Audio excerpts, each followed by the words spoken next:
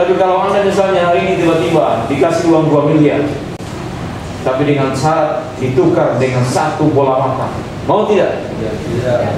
Itu berarti Anda hari ini kalau punya ATM, berarti ATM itu ada isinya lebih dari 2 miliar. Mau dikasih uang 5 miliar? Mau. Tapi dicungkil matamu 2, tidak mau. Berarti hari ini matamu lebih berharga dengan 5 miliar.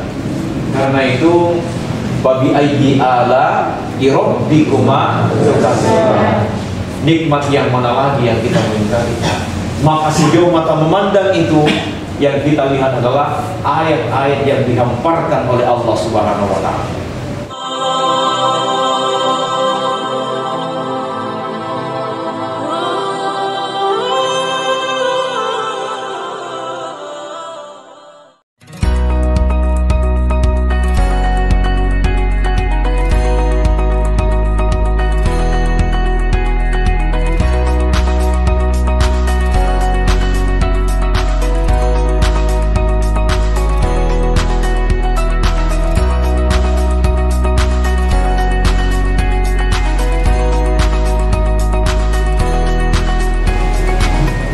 Ya, Assalamualaikum warahmatullahi wabarakatuh. Waalaikumsalam warahmatullahi wabarakatuh. Bismillahirrahmanirrahim. Alhamdulillahirabbil alamin. Wassalatu wassalamu ala asrofil anbiya'i wal mursalin Muhammadin wa ala alihi wa sahbihi ajma'in. Amma ba'd. Ya ayyuhan nasu taqu rabbakumul ladzi khalaqakum min nafsin wahidah wa khalaqa minha zawjaha wa bassa minhuma rijalan katsiran wa nisaa wattaqullaha allazi tasaaluna bihi wal arham innallaha kana 'alaikum raqiba. Saudara-saudara sekalian, pada hari ini kita kembali memuji Allah Subhanahu wa taala.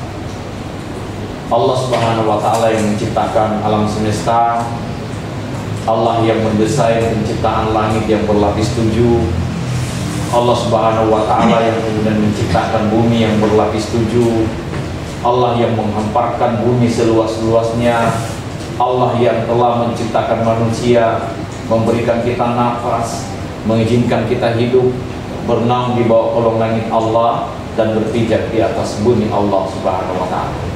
Bahwa sesungguhnya dan pada hakikatnya setiap ruang kehidupan manusia, dinamika hidup yang kita lalui setiap saat, setiap waktu, setiap hari adalah penuh dengan nikmat dan anugerah Allah Subhanahu wa taala. Saudara-saudara sekalian, bagaimana mungkin ruang kehidupan kita menjadi luput dari nikmat Allah Subhanahu wa taala, sementara sejauh mata memandang penuh dengan nikmat Allah Subhanahu wa taala.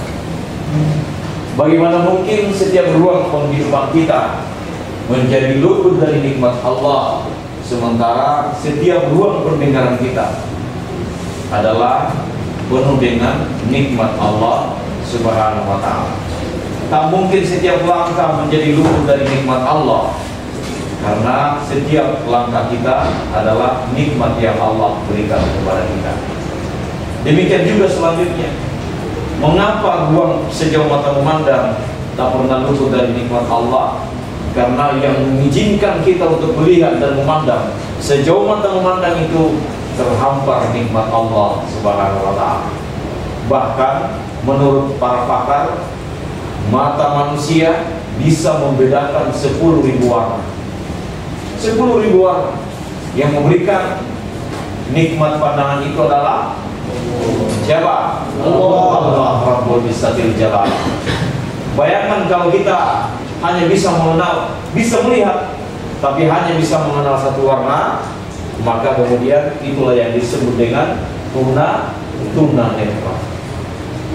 Pernah saya ketemu dengan seorang penghafal Al-Quran. Beliau dari Bombana, mungkin yang dari Bombana mungkin tahu, bersaudara.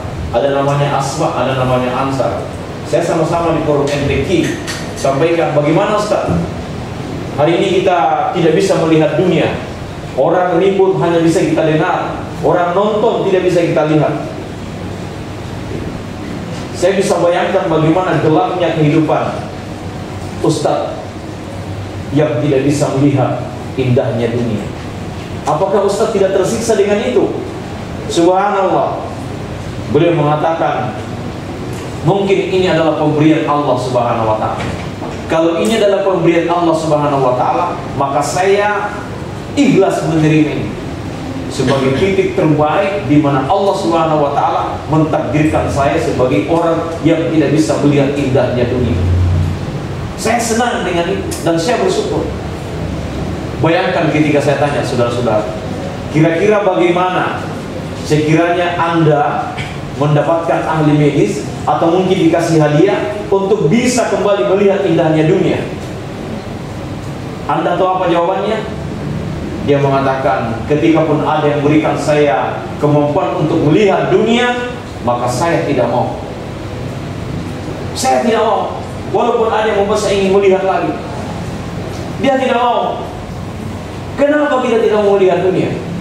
Dia mengatakan bahwa ini adalah ketetapan Allah Subhanahu wa ta'ala, yang saya yakin Allah tidak mengizinkan saya melihat indahnya dunia, tapi saya yakin Allah akan baru memberikan saya penglihatan nanti untuk melihat indahnya surga. Biarlah pandangan saya di dunia gelap gulita dan saya tidak melihat indahnya dunia, tapi Allah menjaga pandangan saya, Allah menjaga saya untuk tidak sembarang melangkah. Dan biarlah saya bisa menjaga diri saya, menjaga hafalan Al-Quran saya, sehingga dengan itu Allah baru akan membuka mata saya nanti di hari kemudian kelak, pada saat saya sudah memasuki gerbang surga. Mungkin Anda mengatakan itu hanya sebagai pengantar perkuliahan. Bukan, ini adalah kenyataan. Oke. Tapi kalau Anda misalnya hari ini tiba-tiba dikasih uang 2 miliar, tapi dengan syarat ditukar dengan 1 bola mata, mau tidak? Ya, tidak. Itu berarti Anda hari ini kalau punya ATM, berarti ATM itu ada isinya lebih dari 2 miliar. Mau dikasih uang 5 miliar? Mau. Tapi dicungkil matamu 2, tidak mau. Berarti hari ini matamu lebih berharga dengan 5 miliar. 5 miliar. Karena itu, babi aidi ala irabbikuma tukazziban. Nikmat yang mana lagi yang kita ingkari? Maka sejauh mata memandang itu, yang kita lihat adalah ayat-ayat yang dihamparkan oleh Allah Subhanahu wa ta'ala. Saya sudah menyampaikan di dalam channel YouTube saya, dalam profil dosen OSN, bahwa menjaga, membaca ayat-ayat Allah Subhanahu wa ta'ala yang tertulis dalam Al-Quran, itu namanya murattal, mentadabburi ayat-ayat Allah yang ada dalam Al-Quran. Dibaca baik dengan murattal, tartil, ataupun dengan tilawah. Tapi kemudian keluar dan melihat ciptaan Allah Subhanahu wa ta'ala yang dihamparkan, entah itu gunung dihiasi hutan belantara, di sana ada sungai mengalir, entah itu sawah yang dihamparkan, lautan, empang, dan lain sebagainya. Maka pada saat itu kita juga sementara membaca firman-firman Allah yang tersirat, maka tak ada jalan lain bagi kita untuk tidak mengaji, belajar apa yang Allah telah turunkan untuk kita. Ini baru sejauh mata memandang. Jadi setiap kita memandang, pandangan itu tidak pernah luput dari nikmat Allah.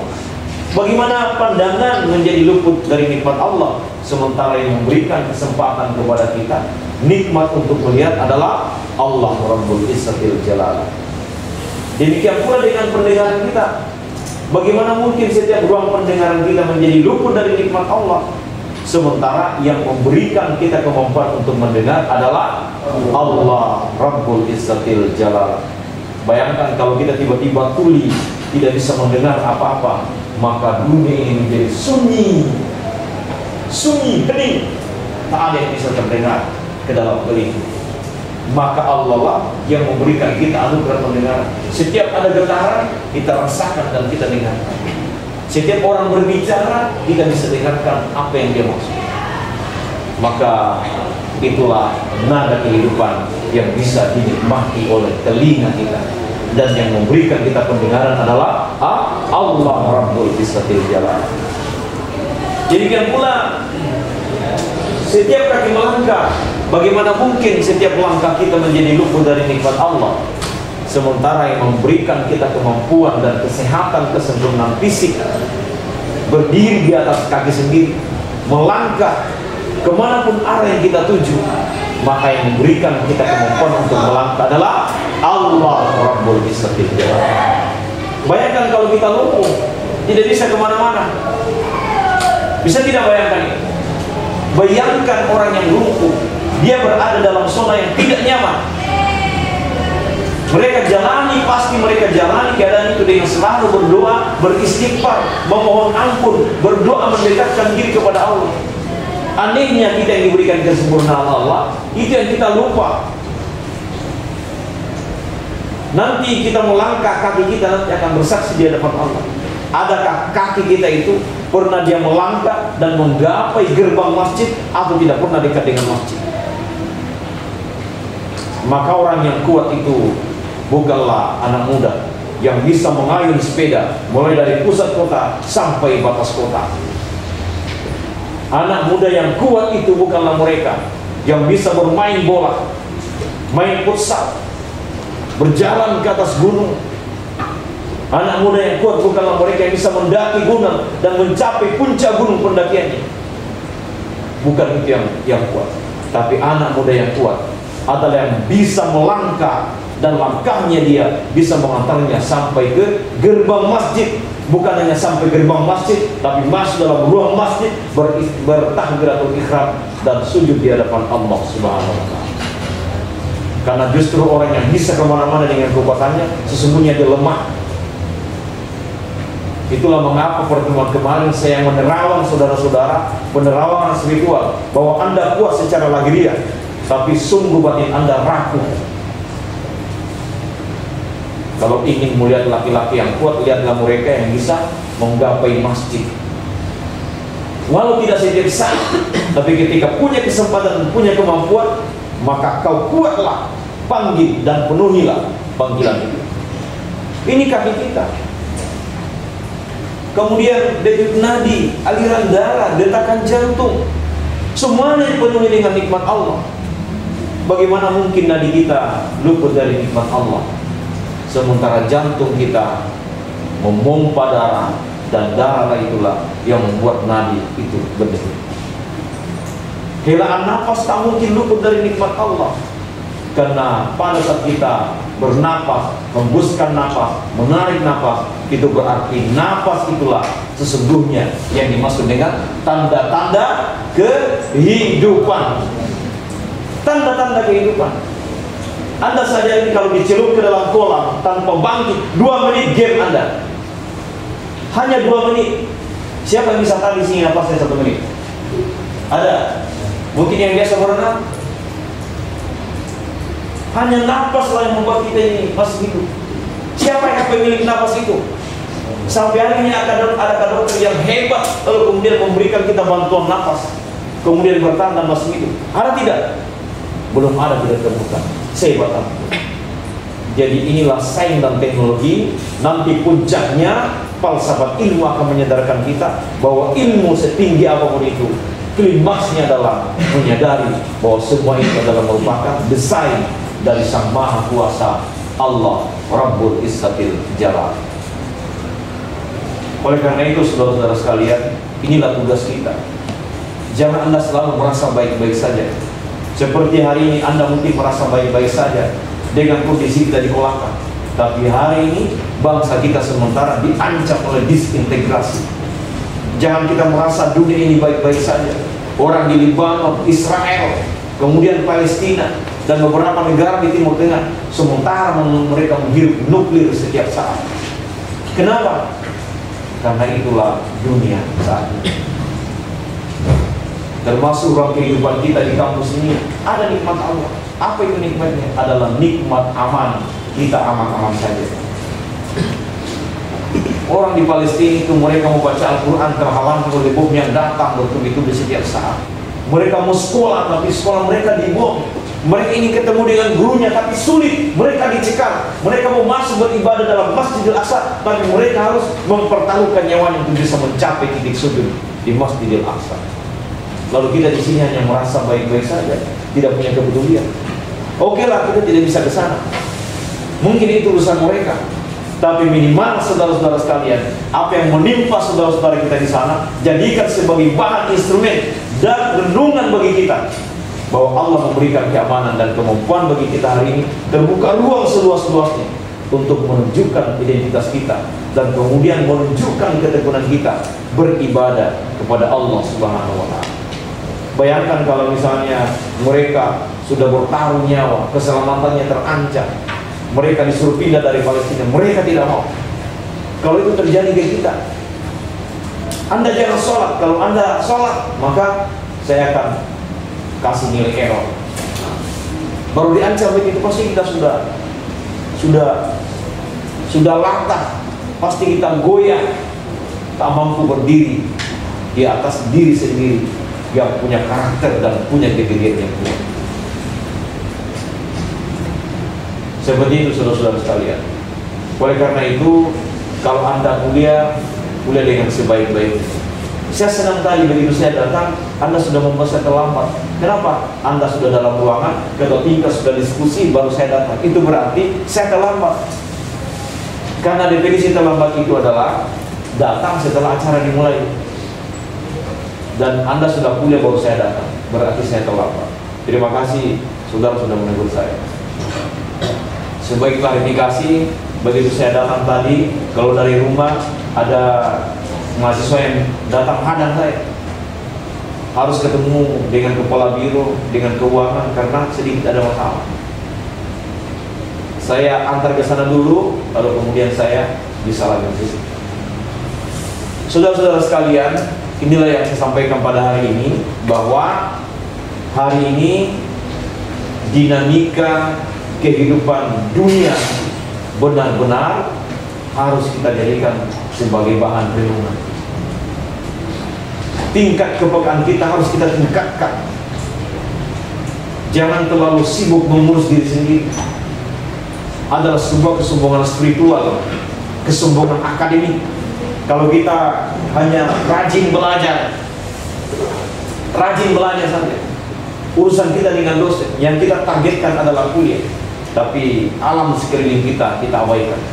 Orang mau mati kelaparan, mau berkelahi, orang dicurangi, orang dizolimi di depan hukum, kita tidak mau tahu. Itu tidak ada gunanya. Itu namanya kesombongan akademik. Dipingat juga dengan kesombongan spiritual.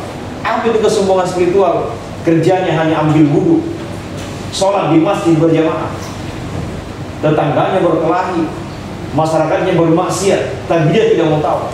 Hanya mengatakan, ya Allah selamatkan aku, selamatkan aku, selamatkan aku.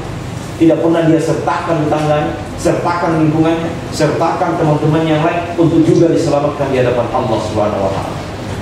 Itu namanya kesombongan spiritual. Kenapa? Karena agama ini datang sebagai rahmatan lil alamin. Itulah mengapa baginda Rasul Muhammad SAW itu tidak datang hanya mengamankan dirinya di Mekah saja. Oh, jangan berdakwah kemana-mana. Kenapa? Nanti kita dibunuh sama Abu Lahab, nanti kita dihadang sama siapa namanya? Orang-orang Quraisy, Abu Jahal, Abu Lahab, nanti kita dihadang, dibunuh. Di sini saja kita tenang-tenang. Tidak, dia harus keluar. Ya al-mudatsir, hai orang yang berselimut, keluarlah. Singkapkan segala waktu istirahatmu, keluar, dan kemudian sampaikanlah Islam ini ke seluruh manusia tanpa sisa.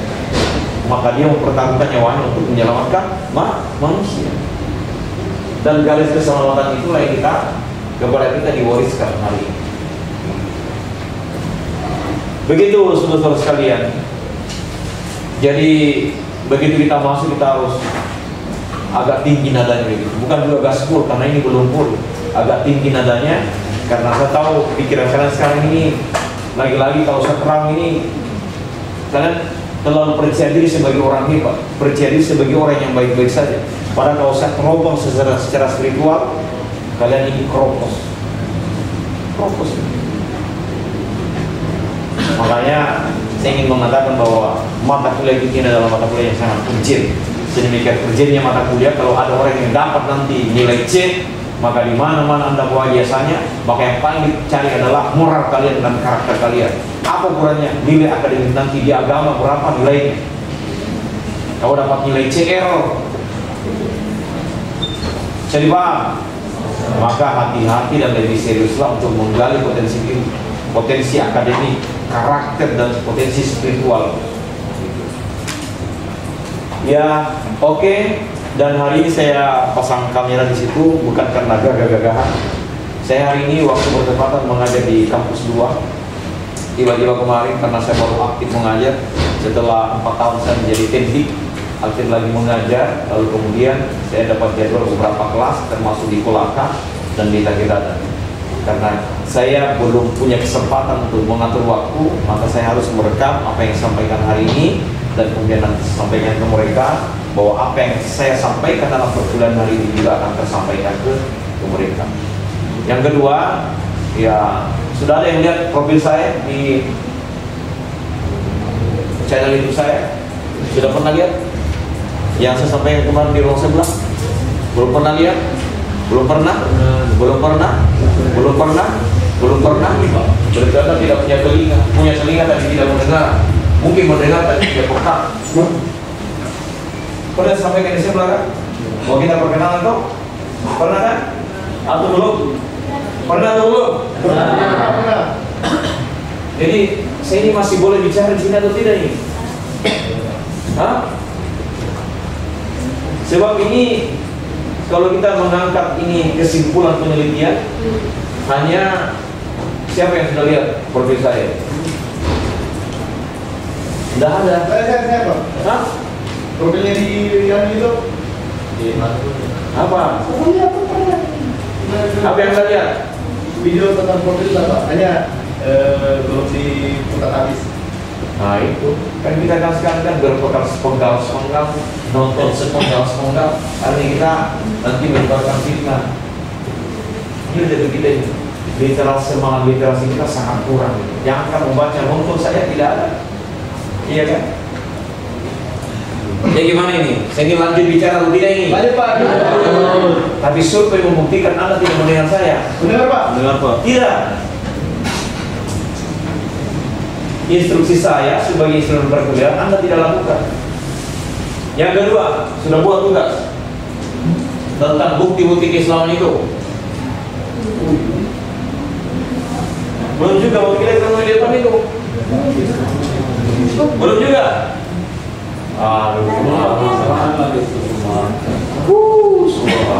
Saya betul-betul ketemu dengan makhluk-makhluk aneh hari ini. Apa sih kalian bikin balik?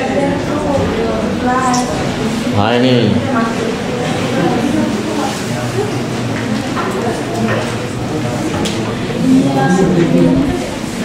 Jadi gimana? Sepertinya Anda ini tidak membedakan antara nonton di bioskop, jalan-jalan ke Benjol MP, jalan-jalan ke pasar, atau gimana? Nonton konser, Anda tidak bisa bedakan. Dengan ruang-ruang itu dengan ruang perkuliahan. Demikian juga Anda tidak bisa bedakan. Ya. Yang bicara ini sementara melawak, ya, sementara menyampaikan instruksi perkuliahan, atau sementara marah, atau sementara apa ya, kampanye gitu. Bisa tidak dibedakan itu? Bisa Pak, bisa. Ini ada dua ini kata-kata saya, dan itu menjadi tugas. Saya ingin lihat dan saya buka hari ini untuk kita lanjutkan perkuliahan kita. Dan kalau dalam IT itu yang jadi passwordnya. Passwordnya adalah lihat profil saya, kemudian buat bukti-bukti keislaman itu. Tapi kan bagaimana mau dibuka? Materi selanjutnya, seandainya Anda tidak punya. Bagaimana caranya itu? Itu berarti dua kemungkinan. Saya yang kemudian tidak bisa dan tidak nyambung ketika sampaikan itu, atau Anda memang yang pura-pura tulis, atau memang buntu. Yang mana kira-kira yang benar? Miskomunikasi Pak. Hah? Misinformasi. Nah itu namanya diplomasi.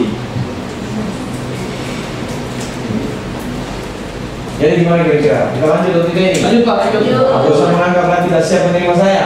Sudah Pak. Atau lapor sama prodi bahwa Pak Sari tidak cocok jadi dosen kami? Cocok sekali Pak. Buktinya apa bahwa saya cocok? Yang tadi ya, sebelum mendengarkan juga. Apa tadi yang sampaikan ketika di sini? Tentang tadi Pak, tentang apa? Itu storytelling yang di belakang itu Pak. Apa ini? Tentang apa? Bagaimana memanipulasi suatu cerita Pak. Yang kebetulan waktu malam ini tuh hari ada kegiatan inaugurasi mahasiswa. Kebetulan gitu. ada yang angkat ini Pak. Baru? Yang kita diskusikan di sedikit Pak. Iya, coba. Apa itu? Tentang bagaimana apa? Memanipulasi suatu cerita. Semacam penipuan begitu. Bukan jawab Pak, semacam uji kelayakan berpikirnya orang-orang. Jangan-jangan saya tadi menjadi instrumen dari materi itu. Kenapa? Pasangan itu dia mau manipulasi. Jadi kita Masalah masuk saya Pak kalau gitu. karena semangat itu yang ada dalam pikiran baru saya masuk. Berarti saya masuk pada waktu yang tidak tepat. Tepat Pak. Tepat. Ada yang buat tugas di sini satu orang.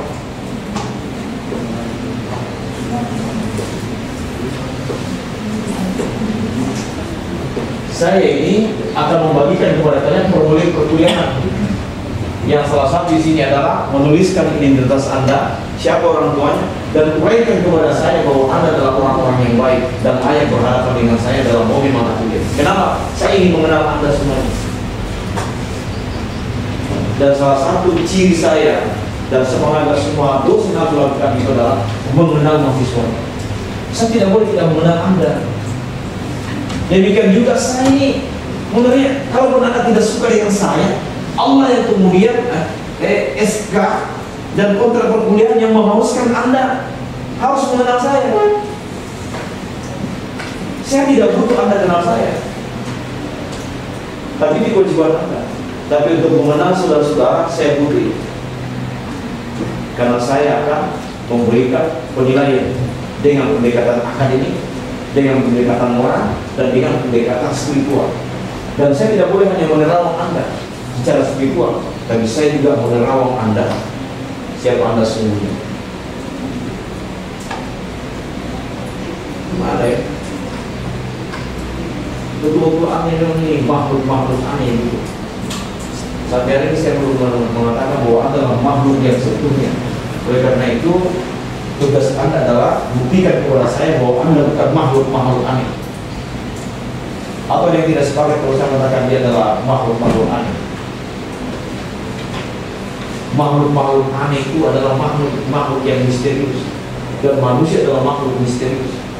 Dan makhluk misterius itu bisa meningkat kedudukannya sebagai makhluk yang istimewa. Dan salah satu falsafah pendidikan adalah memanusiakan manusia. Kenapa? Masih banyak manusia yang belum jadi manusia. Maka itulah tujuan falsafah, itulah falsafah pendidikan.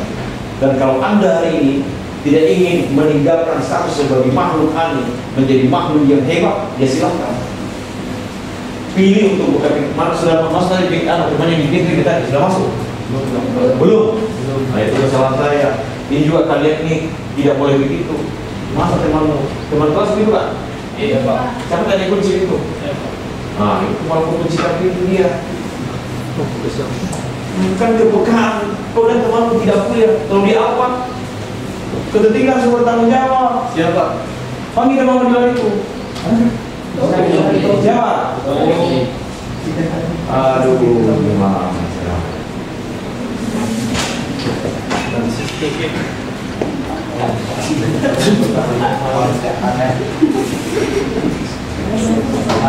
Mungkin dia sudah pulang, dia kasih panggil pasien itu mabuk satu. Saya tiba-tiba mau ke sini tadi, saya ditelepon sama salah satu lurah di Boypinang di sana.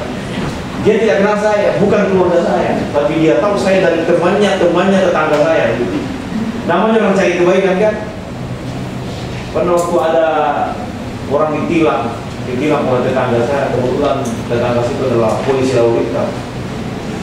Pak, kamu ini siapa? Saya Pak, gurunya, temannya, tetangganya, temannya guruku dulu. Mas Kevin, kenapa? Sudah terkuat Pak. Ingin menyelamatkan diri, berapologi,